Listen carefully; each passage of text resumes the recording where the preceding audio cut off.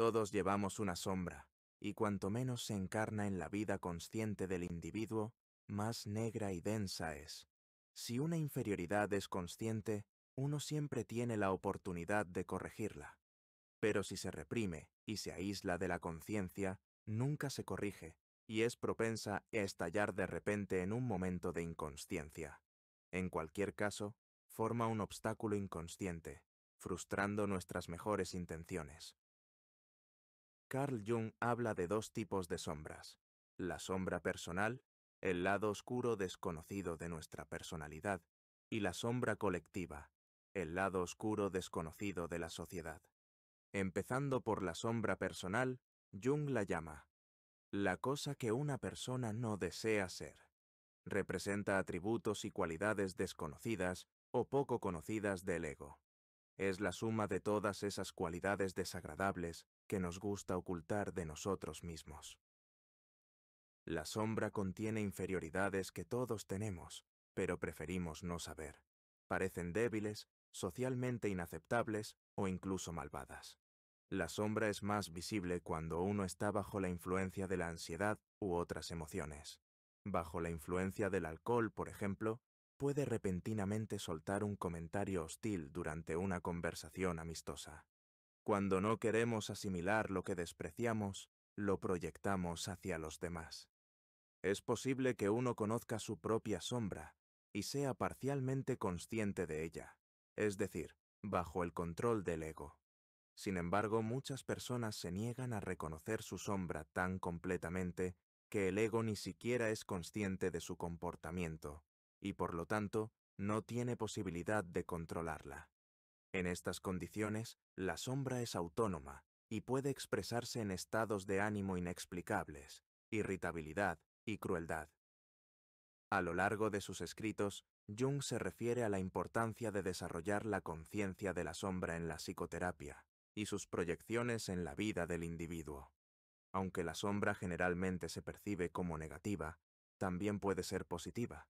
De hecho, explorar nuestra sombra nos da acceso a muchas cualidades positivas. Jung escribe que la sombra muestra una serie de buenas cualidades, como instintos normales, reacciones apropiadas, percepciones realistas, impulsos creativos, etc. Una de las colaboradoras más cercanas de Jung, Marie-Louise von Franz, escribe: la sombra no es necesariamente siempre un oponente. De hecho, es exactamente como cualquier ser humano con el que uno tiene que llevarse bien, a veces cediendo, a veces resistiendo, a veces dando amor, sea cual sea la situación que requiera. La sombra se vuelve hostil solo cuando es ignorada o malinterpretada. La sombra contiene todo tipo de cualidades, fortalezas y potenciales, que si permanecen inexplorados, nos dan un estado de empobrecimiento en nuestra personalidad, creando obstáculos inconscientes que inhiben el crecimiento y la encarnación de estas buenas cualidades que yacen latentes en nuestra psique. Por ejemplo, una persona puede creer que ser asertivo es ser grosero o agresivo, perdiendo así las cualidades de confianza y la capacidad de hablar por sí misma de una manera honesta y respetuosa. Esto, a su vez, puede llevar a una menor proactividad, hacer más difícil obtener un aumento o una promoción laboral, luchar con el dinero, etc. Entonces, cuando una persona se encuentra con alguien asertivo, en el fondo siente resentimiento y culpa, lo que hace que su sombra sea más negra y densa. Estos aspectos valiosos deben ser asimilados a la experiencia real y no reprimidos. Depende del ego renunciar a su orgullo. También encontramos nuestra sombra en nuestros sueños, como una persona del mismo sexo que el soñador. Es lo que parece ser una crítica de nuestro carácter desde el inconsciente, un juez interior de nuestro propio ser que nos reprocha, y el resultado suele ser un silencio embarazoso. Debemos identificar los contenidos de la sombra e integrarlos en nuestra personalidad. Este es el proceso de la realización de la sombra, también conocido como trabajo de la sombra. Aquí comienza el doloroso y largo trabajo de autoeducación. Uno debe entrar en largas y difíciles negociaciones con la sombra. Un trabajo, podríamos decir, que es el equivalente psicológico de los trabajos de Hércules. A través del trabajo con la sombra, uno puede observar su propia sombra externamente al observar sus reacciones emocionales y ser radicalmente honesto acerca de sus interacciones con los demás, e internamente al explorar sus sueños. Esto le permite a uno iluminarse y reducir el potencial destructivo de la sombra, no tanto, por así decirlo, librando una guerra contra la oscuridad, sino trayendo la oscuridad a la luz y la luz a la oscuridad. Como escribe Jung, no hay luz sin sombra, y no hay plenitud psíquica sin imperfección. Uno no debe esforzarse por la perfección, sino más bien por la plenitud de la personalidad. El proceso de individuación, que dura toda la vida, crea un equilibrio entre los reinos consciente e inconsciente de uno, alineando el ego con el yo, la totalidad de la personalidad. Por más aterrador u oscuro que sea enfrentarnos a nuestra sombra, encontrar la verdad trae alivio. El discernimiento de la verdad es el proceso de autenticidad, una excavación minuciosa en las profundidades de nuestro ser para explorar posibilidades y limitaciones, distorsiones y las partes enterradas, a menudo olvidadas, de nosotros mismos y nuestras habilidades. La mayoría de las personas, sin embargo, son demasiado indolentes para pensar profundamente, incluso sobre aquellos aspectos morales de su comportamiento de los que son conscientes, y mucho menos para considerar cómo los afecta el inconsciente. La sombra también puede consistir en factores que provienen de una fuente externa a la vida personal del individuo. Aquí es cuando tropezamos con la sombra colectiva, el lado oscuro o los aspectos desconocidos o poco conocidos de una sociedad y cultura. Consiste en aquello que se opone a nuestros valores compartidos y colectivos. La sombra colectiva se refiere a un aspecto enorme, multidimensional, a menudo horroroso, pero elusivo de la vida humana, a una inmensidad de daño infligido por los seres humanos entre sí y al mundo natural, y a las vastas secuelas de tal daño en las generaciones posteriores. Encontramos la sombra colectiva en la proyección de la oscuridad y la inferioridad, en la violencia y la opresión, en la invisibilidad del sufrimiento actual, en la negación de la responsabilidad presente. Aunque el material de la sombra colectiva puede ser representado brutalmente en guerras, masacres y genocidios, también puede esconderse bajo los mantos, a menudo atractivos, de la actividad misionera, como ordenar el uso de idiomas particulares, una realidad orwelliana que estamos experimentando en el tiempo presente. Como es la naturaleza de todo material de sombra, ya sea individual o colectivo, su existencia e influencia pueden ser omnipresentes sin ser obvias.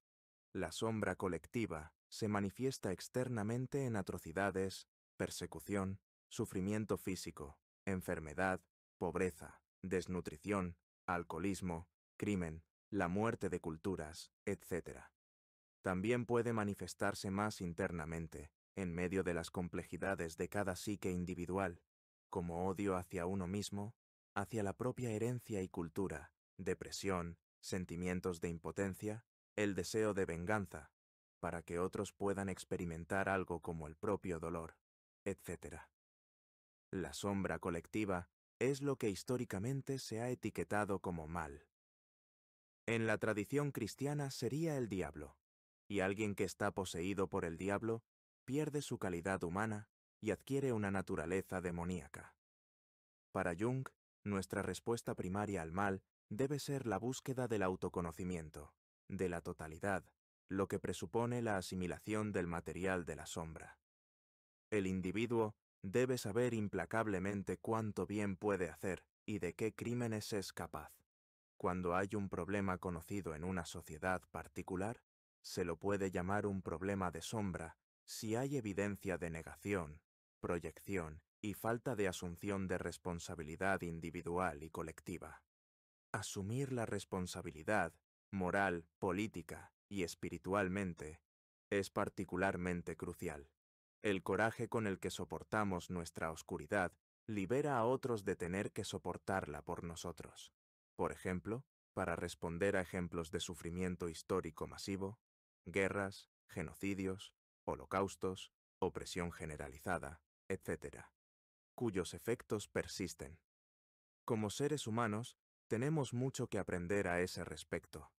La negación, a menudo conectada con un deseo de seguir adelante y dejar atrás el pasado, parece el enfoque más común y, por lo general, la primera reacción. Existen y han existido muchos intentos de abordar pasados difíciles y dolorosos mediante disculpas públicas por haber apoyado atrocidades, arrepentimiento, pagos de reparaciones después de guerras, peregrinaciones a lugares de gran sufrimiento, etc. Pero, ¿cómo lidiamos con el pasado de tal manera que la integración de la sombra ocurra profunda y ampliamente dentro de una población, en lugar de simplemente a un nivel simbólico a través de líderes o políticas? Recordar y decir lo que a menudo parece indecible es, inevitablemente, un proceso doloroso para las víctimas y los perpetradores, los espectadores y los testigos. Cualquier proceso de este tipo solo puede considerarse exitoso o razonablemente completo una vez que el dolor, la indignación, la traición, el sufrimiento y todos los demás sentimientos se hayan expresado y escuchado, y una vez que se haya asumido la responsabilidad. Decir la verdad es la forma más deseable y más factible de lidiar con un pasado difícil. Un ejemplo de una terrible psicosis masiva representada por la sombra colectiva es la Alemania nazi, donde las personas cayeron en la naturaleza demoníaca a través de su sombra personal. Se unieron al partido nazi e hicieron cosas peores de las que jamás podrían haber imaginado o habrían hecho en condiciones sociales normales. En este sentido, la sombra personal es el puente hacia la sombra colectiva. Por eso, es importante resolver primero los conflictos internos, la sombra personal, para no caer inconscientemente en la sombra colectiva.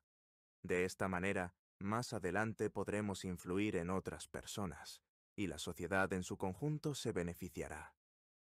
Si practicamos la atención plena, sabremos cómo mirar profundamente en la naturaleza de la guerra y, con nuestra intuición, despertar a la gente para que juntos podamos evitar repetir los mismos horrores una y otra vez.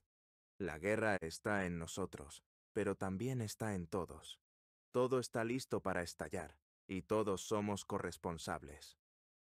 En resumen, primero debemos reconocer nuestra sombra personal y entrar en largas y difíciles negociaciones con ella, siendo honestos con nosotros mismos y nuestras interacciones con los demás, observando nuestras reacciones emocionales y explorando nuestros sueños, para no convertirnos en víctimas pasivas de nuestra sombra y de nuestras proyecciones inconscientes. Esto nos permite rescatar las buenas cualidades que yacen latentes dentro de nosotros, lo que mejora nuestras vidas y las vidas de quienes nos rodean.